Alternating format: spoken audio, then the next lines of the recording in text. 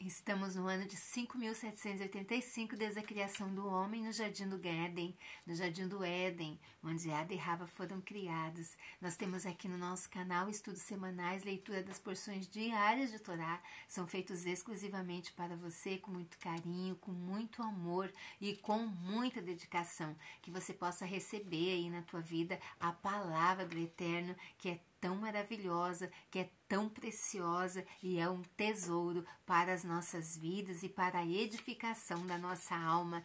E a você que está aqui no canal, que o Eterno te abençoe. A todos vocês que já são inscritos, você que está aqui pela primeira vez, eu faço um convite a você, fica comigo até o finalzinho e assista, curta, compartilhe e comenta, né? Então, se desejou o teu coração, vai lá e se inscreva no canal, seja mais uma luz aí brilhando em minhas trevas. E a todos vocês que já são inscritos, meu beijo, meu carinho, meu abraço aí a todos vocês, que o Eterno te abençoe e alcance a tua vida, né?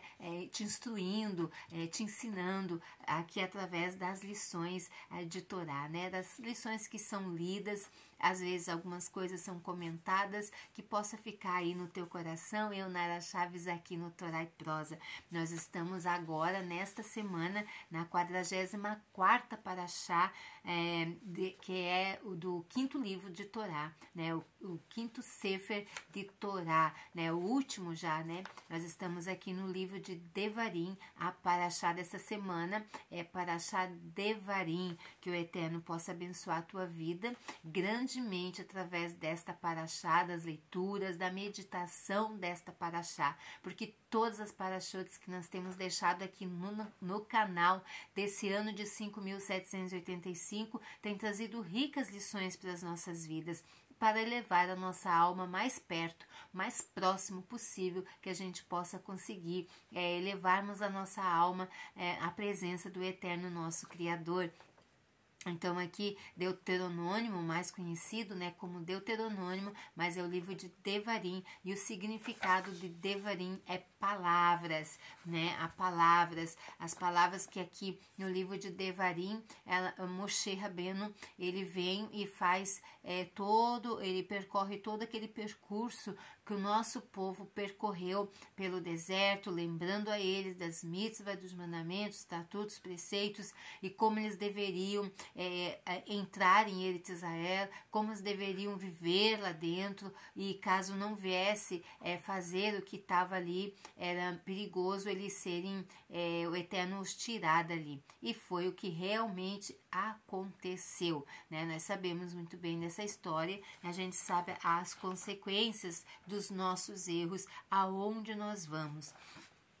Hoje nós estamos aqui na segunda aliá, na leitura da segunda porção, e no final ali na quinta e na sexta aliá dessa semana eu quero deixar algo muito especial para vocês, que é sobre Tisha B'Av, né? Tisha B'Av e tudo que está acontecendo, tudo que aconteceu em mês de Av, né? É muito propício para nós ficarmos atentos aos acontecimentos, porque como também nós estamos aqui, estamos também acompanhando muitos acontecimentos e caminha aí para um caos, né? Mas aquele que obedece, que anda, que observa os mandamentos do Eterno, eu creio que o Eterno dá sabedoria, que o Eterno dá coragem, que o Eterno dá livramento, né? E alcança aqueles que amam a Ele e andam nos seus caminhos. Mas vamos então de leitura da porção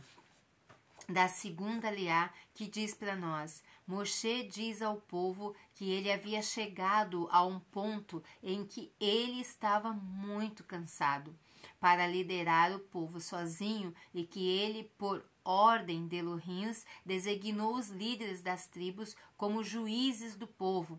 Os juízes devem ser selecionados, então não era qualquer pessoa de qualquer jeito para assumir esse tão grandioso cargo de juiz, selecionados pelo seu conhecimento de Torá. Era a primeira coisa para ser selecionado como juiz, era conhecedor de Torá e outras qualidades apropriadas. Era proibido nomear um juiz por razões erradas. Exemplo, por causa que era rico, né? Por causa das suas riquezas, por causa do seu carisma, que era muito agradável, que tratava bem, que tinha palavras boas, que batia no ombro, né? Então também era um dos requisitos que não era para ser muito observado.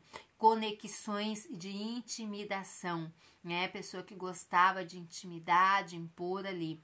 Os juízes devem ser justos e imparciais e não devem ter medo de julgar adequadamente. Moshe manteve o papel de autoridade final em assuntos difíceis. Mais uma vez, Eretz Israel é mostrado como foco principal e as pessoas são encorajadas a não temer o que está por vir. Na frase do capítulo 1, versículo 16, ouça entre os seus irmãos e julgue com justiça. Então aqui a gente entende que o juiz ele julga com justiça, medidas, né? A Gemara nos ensina que os juízes não podem ouvir uma parte em um caso sem o outro estar presente. No mesmo passuque, a referência ao convertido no contexto do julgamento nos ensina que um não-judeu decide por si próprio que ele é judeu. Isso não constitui conversão. Um Beit Din é necessário. Parece que é uma boa ideia se abster ou pelo menos reduzir o consumo do café por alguns dias antes do jejum. Isso induzirá os desejos do corpo e tornará o jejum mais fácil. Torne-se sob o conselho. Olha só a importância aqui da escolha, né? Quando Moshe aqui relata eles como deveria ser a escolha, né? Como Moshe escolhia, então, os juízes para presidirem ali sobre a casa de Israel. Olha a importância da observação que vem em primeiro lugar, né? A observação ali de Torá, né? Torá, que é o que traz para nós a sabedoria, ela traz para nós o discernimento, ela não nos permite errarmos, mas a gente está ali na presença do Eterno. As regras para os juízes judeus. O mesmo tipo de problema pode ser trazido a vocês mais de uma vez. De primeira, será novo para vocês, assim estudarão cuidadosamente a solução. Na segunda vez, vocês não estudarão tão detalhadamente. Quando ouvirem o problema pela terceira vez, pensarão: por que deveria eu escutar estas leis novamente?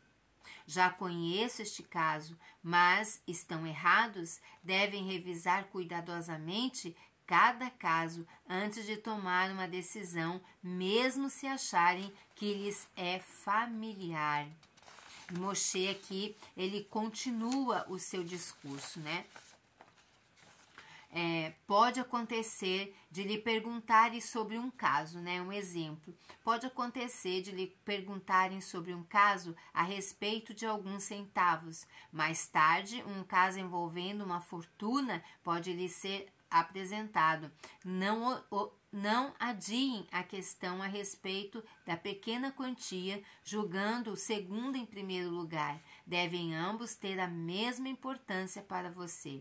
Quando duas pessoas entrarem para o julgamento, não pensem: esta pessoa parece ser um vigarista, o outro aparenta ser uma pessoa decente. Então aqui a gente vê que não era para os juízes julgar pela aparência, pelos trajes, pelo modo de falar, mas sim aqui vai muito mais além que isso. Ao contrário, ambas as partes devem parecer igualmente culpadas para vocês. Após aceitarem a decisão da justiça e saírem, ambos devem ser como um tzedakim a seus olhos.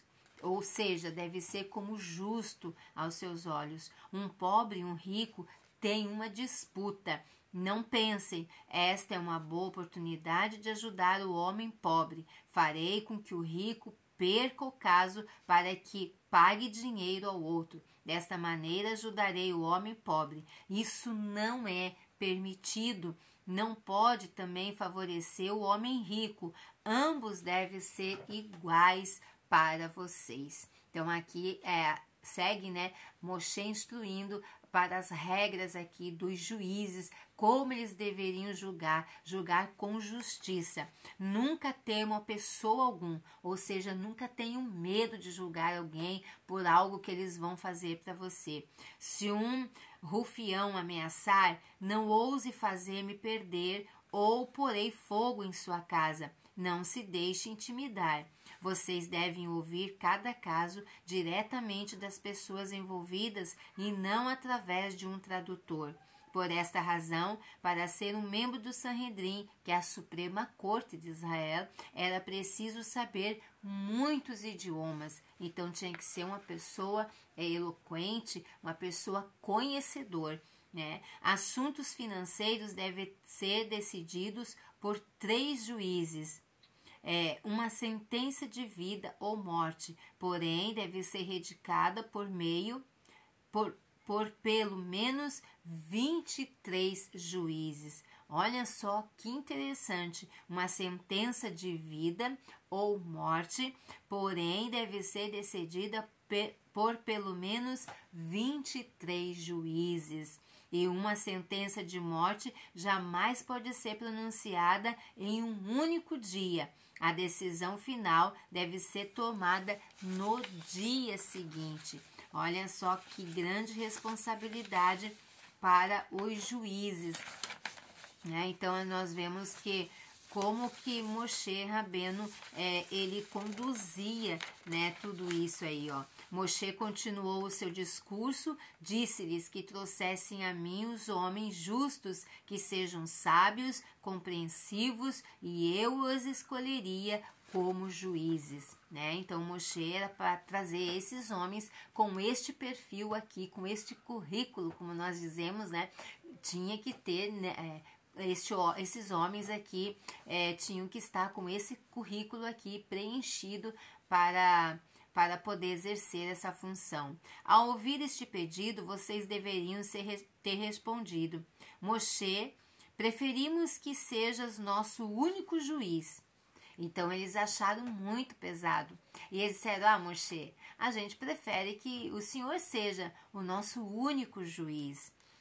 Tu é quem recebeste os mandamentos diretamente de Elohim. Os outros juízes são apenas teus alunos, não possuem todo o teu conhecimento, mas vocês concordarão imediatamente. Pensaram: entre tantos juízes, alguns aceitarão suborno e nos favorecerão. Embora Moshe assim falasse, o Eterno mostrou-lhe que mesmo ele não conseguiria cuidar sozinho de todos os casos difíceis. Quando as filhas de Sefarad, na Parashá de Pinhas, aquelas mulheres, né, aquelas filhas que foram lá até Moshe Rabbeinu para que ele viesse decidir sobre aquela causa, uma causa perdida, aonde quando a filha mulher nascia numa família não tinha direito à herança, somente os filhos homens. Lembra da Parashá Pinhas? Então que elas conseguiram, falaram com Moshe, Moshe falou com o Eterno, e o Eterno disse: não, a partir de agora, as filhas mulheres que nascerem nas famílias onde não tem os homens, elas herdarão, terão parte em suas heranças. Então nós vemos aqui a Moshe, a herança paterna deveria ser-lhes concedida, né? Então olha só essa decisão tão sábia ali. Moshe não respondeu de imediato, consultando primeiro o Eterno. Moshe então repetiu ao povo as regras que havia ensinado aos juízes. Então não foi só o povo que ficou sabendo, mas também, não foi só os juízes que sabiam dessas regras, mas todo o povo ali de Eretz Israel sabia como que deveria se portar um juiz perante eles em decisões difíceis. Moshe também fala aqui sobre os espiões. Moshe continuou as suas palavras de admoestação a Bnei Israel, aos filhos de Israel. 2 anos após deixarmos o Egito, poderíamos ter entrado em Eretz Israel. Pensa bem, irmãos, 2 anos. Após ter deixado o Egito, poderíamos ter entrado em Eretz Israel, mas devido aos espiões, devido àqueles homens que foram espiar a terra de Canaã e trouxeram as más notícias, o Eterno nos manteve no deserto por mais 38 anos. Na outorga da Torá, vocês se comportaram respeitosamente. Lá no Monte Sinai, no pé do Monte Sinai, vocês ficaram lá. Mas quando vieram me falar sobre o envio dos espiões a Eretz Israel, empurraram uns aos outros. As crianças abriam caminho empurrando os adultos, e os adultos eram desrespeitosos com os líderes, empurrando-os para o lado. Em seguida, agiram enganadoramente. Pediram que mandássemos espiões para preparar o caminho para a nossa conquista do país. Mas esta não era a sua verdadeira intenção. Queriam evitar a luta com as nações que lá estavam. Não confiaram na promessa de Elohim de ajudá-los a conquistar as 7 nações. Embora eu acreditasse em vocês, o Eterno entendeu as suas verdadeiras intenções. Escolhi 12 dos melhores homens entre vocês.